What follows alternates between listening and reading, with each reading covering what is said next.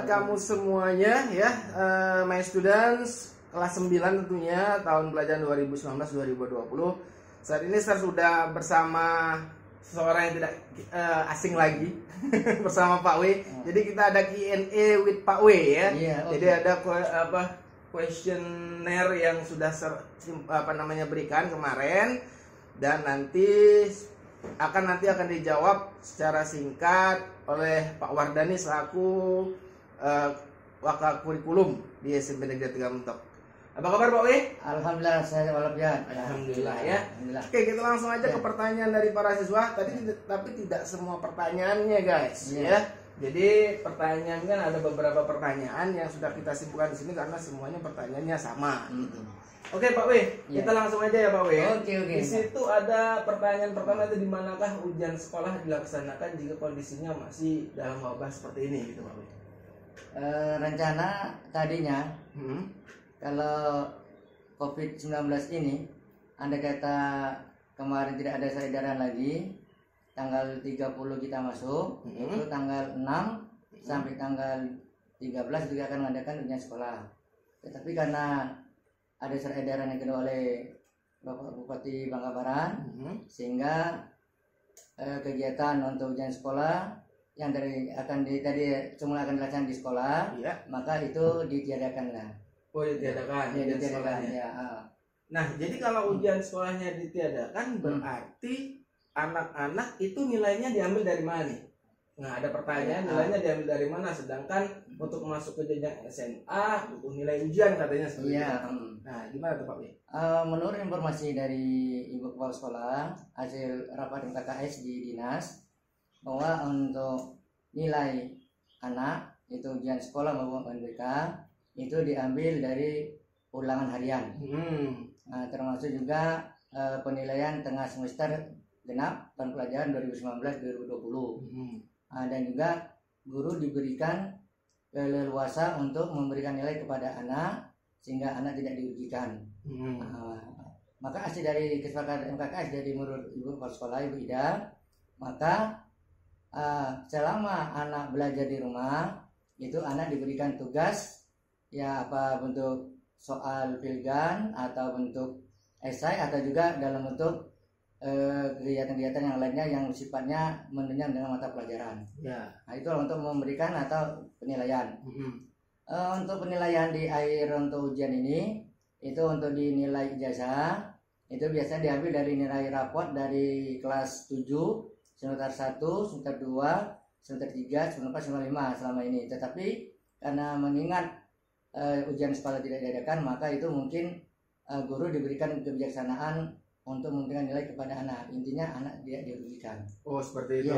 Berarti untuk yang Pak W katakan tadi ada berapa banyak soal segala macam itu kan, itu tergantung dari kebijakan gurunya. Tidak harus 40 soal pilihan ganda atau 5 esai, tidak seperti itu. Ya, seperti itu. Jadi tergantung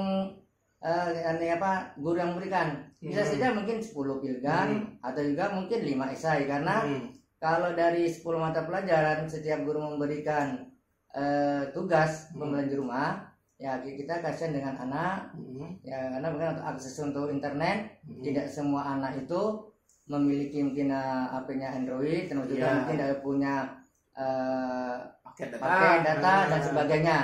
Berarti kalau misalnya siswa yang kebetulan pada saat sekarang ini mungkin lagi susah gitu kan, untuk pakai data ataupun tidak punya smartphone, itu solusinya bagaimana Pak Wi? Ya, salah satunya solusinya diberikan wewenang kepada guru yang bersangkutan.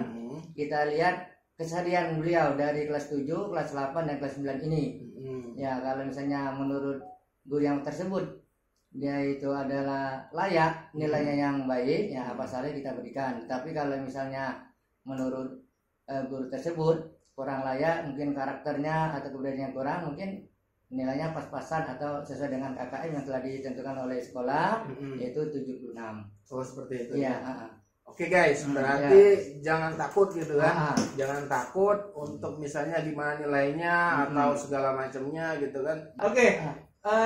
Ini semua siswa ini belum tahu nih, mulai start tanggal 6 hari Senin sampai dengan tanggal 21 April, apakah masih sudah masuk sekolah atau tidak untuk wilayah SMP 3 Mentok ataupun Kecamatan Mentok sendiri itu? Kalau menurut informasi dari Ibu Kepala Sekolah tadi, bahwa ada surat dari edaran dari Bupati maupun dari Kepala Dinas, bahwa itu anak-anak masih belajar di rumah.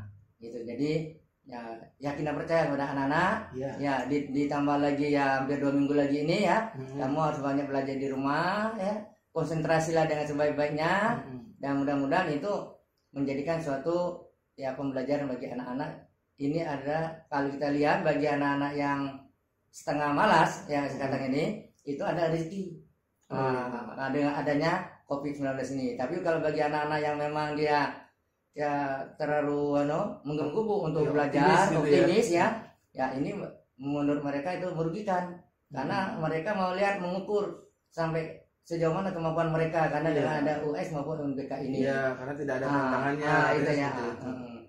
Jangankan kalian guys, ser aja persiapan untuk UNBK gagal semua, walaupun udah 100% gitu ya. Ya tidak jadi namanya saja ke musibah. Kita nggak ini musibah ya. Iya, musibah. Oh ya. Iya. Kemudian jika misalnya guru itu memberikan soal online, anak-anak ini maunya online-nya atau yang tidak online atau gimana Pak Wi? Maksudnya? Kalau online itu takutnya ya biasanya kalau dari anak sekian banyak. Kalau kita ada ngajar 4 kelas itu 128, maka minimal ya banyak yang masuk ke guru tersebut. Sehingga untuk memilih jauh-jauh dari anak itu kan kadang ya nama manusia ini tidak selamanya kita ini kan teliti. Pasti ada kekurangan, ada kelemahan-kelemahan itu salah satu. Maka menurut hemat saya untuk penilaian ini kalau bisa dibikin per kelompok. Oh gitu. Misalnya satu kelompok 5 orang. Yang penting dengan kelompok itulah kita tanamkan kejujuran kepada anak. Karena yang nama nilai itu kan sudah saya katakan ada 5 dalam kita memberikan penilaian tersebut. Tapi kalau kelompok Pak Wi, sekarang nggak boleh berkumpul nih. Nah, jadi gimana tuh? Mereka dengan melalui WA. Itu aja. WA mereka 5 kelompok itu saja. Gitu. Jadi untuk menghemat gitu ya. 5 orang. Oke, kemudian bagaimana kalau misalnya katanya mereka itu terlalu banyak tugas dari guru, katanya terlalu banyak tugas dari guru, bukan hanya di kita ya, secara nasional viral di medsos tugasnya terlalu banyak. Kalau saya sendiri nggak terlalu banyak ya, tugas nggak ada tugas, kalau saya cuma 1 seminggu sekali gitu. Kalau menurut Pak Wi dari guru-guru yang lain gimana? Kalau saya pribadi juga, saya guru agama, saya juga memberikan nilai kepada anak juga tidak terlalu banyak. Misalnya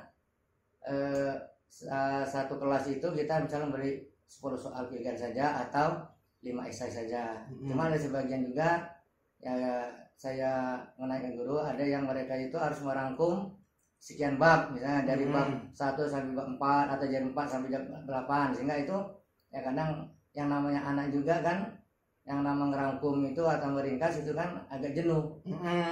Itu baru satu guru. Nah, belum guru yang lainnya misalnya dia memberikan tugasnya misalnya melalui divideokan. Nah, sehingga ya dalam video itu kan, video ini kan takut dikhawatirkan kan. Anaknya kan tidak selamanya dia bisa melakukan ya. Itu salah satu. Tapi tugas praktek kemarin udah kelar ya guys. Sudah, alhamdulillah. Oke. Jadi nilainya diambil secara real, nilai dari nilai raport dari semester 1 sebenarnya ya. Semester 1 kelas 7, kelas 8, kelas 9 semester 1. Semester 1 ya. Kemudian untuk nilai semester yang genap itu, semester 6-nya itu nanti diambil nilai dari tugas praktek. Asal anak ya serius melaksanakan tugas ataupun yang diberikan oleh guru, jangan dianggap itu main-main ya. Karena kita lihat kan anak-anak cuma beri tugas, ternyata lah dikumpul kadang ya tidak diberi nilai ataupun ya itu nggak dibahas juga itu ya. Oke. Kemudian ada yang bertanya nih, kapan bagi raport? Bagi raport, perasaan raport masih banyak di sini, masih di kalian semua, belum ada yang dikumpul gitu. Jadi gimana untuk pembagian raportnya? Untuk pembagian raport ini bersamaan atau bertepatan dengan kelulusan tanggal 5 Juni ya 2020.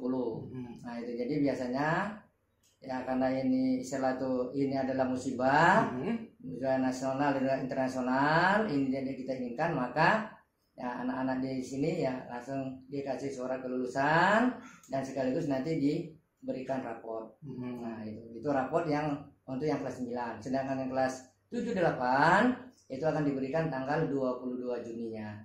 Gitu. Oke, berarti gini ya Pak W ya. Nanti pada saat bulan Juni mudah-mudahan wabahnya udah semuanya udah selesai lah. Sudah selesai. Kita doakan semua ya gitu ya. Kemudian untuk anak-anak nih apa kesimpulannya kira-kira? Ya kesimpulan untuk anak-anak ya dalam mensikapi keadaan seperti ini, yang penting yang pertama harus tetap sabar, tetap belajar, dan juga yakin segala sesuatu yang namanya musibah ini pasti ada jalan terbaik bagi kita. Termasuk pada anak-anak ya, yakinlah ya bahwa guru tidak menyusahkan kepada anak dalam pembelajaran ini ataupun terus di rumah dan sebagainya.